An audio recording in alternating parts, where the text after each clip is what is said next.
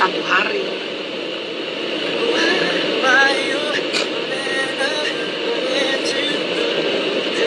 Hari ini saya tadi Zoom meeting sama PT Gramedia. Saya belakangan ini banyak mendapatkan telepon dan chat untuk melakukan sesi wawancara. Saya juga nggak menyangka gitu, karena saya ngerasa sih biasa-biasa aja, nggak pernah ngerasa saya sesuatu yang hebat itu, enggak. Saya masuk dalam 25 pribadi emas yang nanti akan ada bukunya gitu.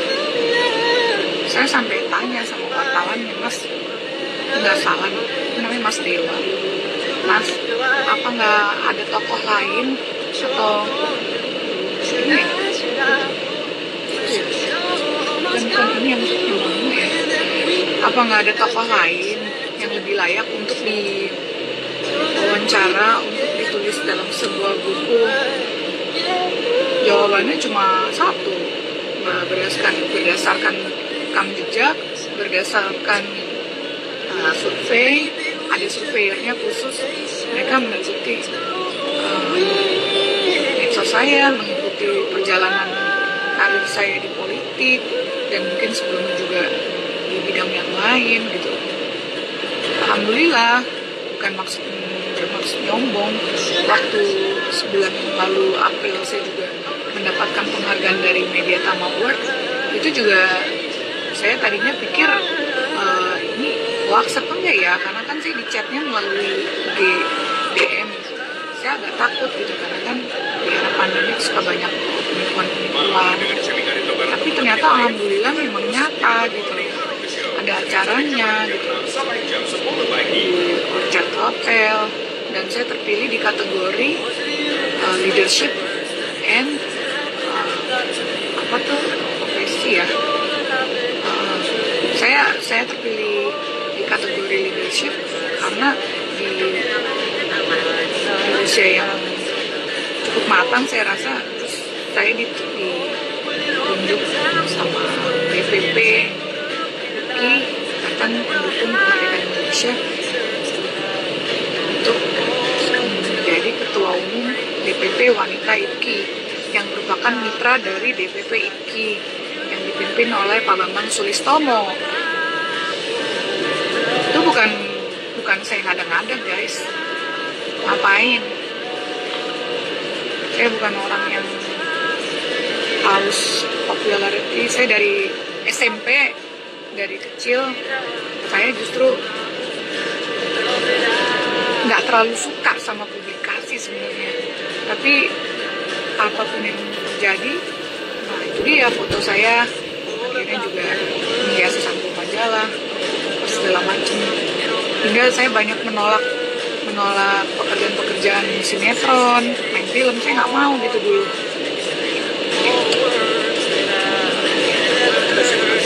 Lewat sana kuburannya, sini kan dia udah lewat. Bayangkan ya, satu dulu harusnya main Keluarga Vandano RCTI. Itu almarhum Mengki Sulaiman datang ke rumah orang tua saya 2 kali datang. Saya harusnya jadi adiknya Ardi Bowo, si Lencer. Cuma akhirnya peran tersebut saya tolak. Saya nggak kuat dengan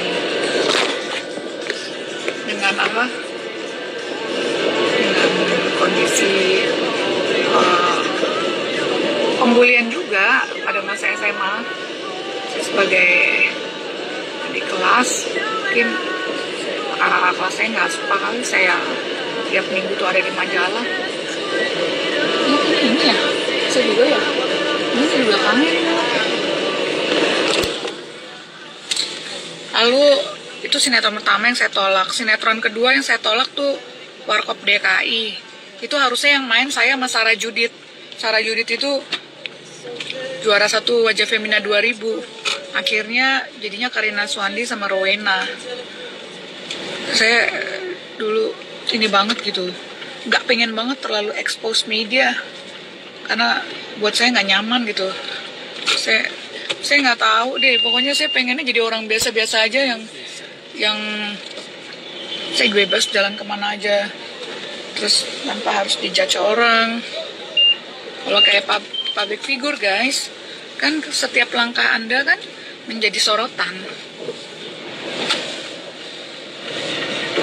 Walaupun saya ada di dunia selebriti gitu, di usia yang masih sangat muda, dulu saya udah fashion show gitu loh.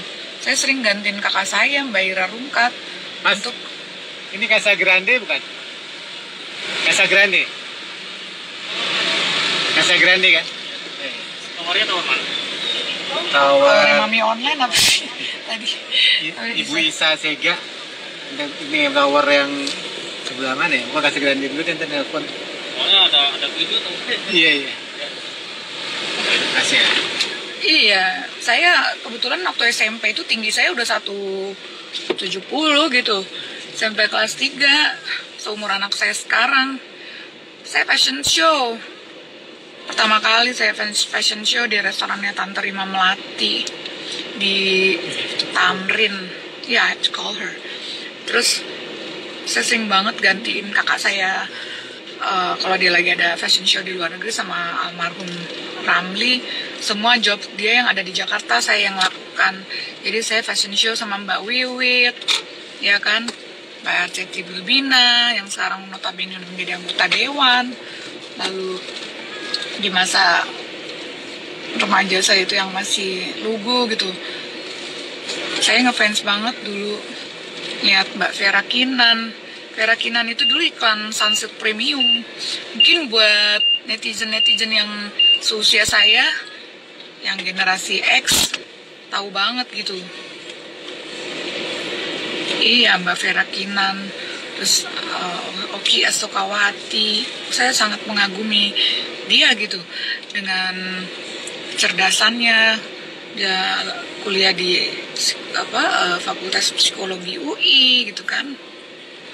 Sangat cerdas. Sayang di tahun 2019 Mbak Oki tidak lolos juga masuk ke Senayan. Jadi kalau dibilang caleg gagal, gak ada istilah gagal kalau di politik itu ya.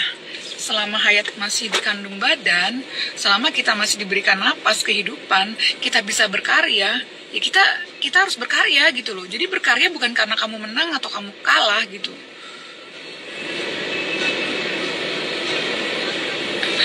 Kontribusi buat negara tidak harus selalu menjadi legislatif gitu.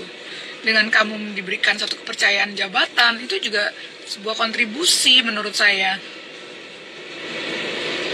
Jadi buat mungkin netizen-netizen yang masih usianya muda ya, di generasi milenial, lebih muda lagi generasi Y mungkin yang lahirnya di tahun 2000 sekian gitu, yang memang mungkin sudah tidak pernah melihat saya lagi di majalah ataupun di televisi, menghina saya, dibilang saya bukan selebriti, bukan apa. Nggak apa-apa gitu. Tapi selebriti tahu siapa saya, itu lebih penting menurut saya. Selebriti yang berbobot ya, yang senior, bukan selebriti yang sensasi. Saya nggak terlalu ini sih, nggak terlalu peduli sebenarnya sama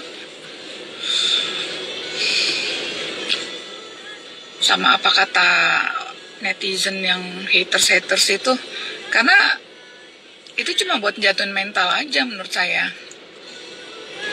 Kalian tuh hidup tuh cuma satu kali, jadi nikmatin aja, nggak usah benci-benci sama orang. Belajar yang rajin, ya kan, berbakti sama orang tua. Udah berbakti sama keluarga, kalian bisa berbakti pada nusa dan bangsa pada akhirnya, ya kan. Berbuatlah sesuatu, jangan jadi pengangguran, ya. Jangan jadi kepo-kepoin media sosial orang, menghujat, nambah dosa, iya.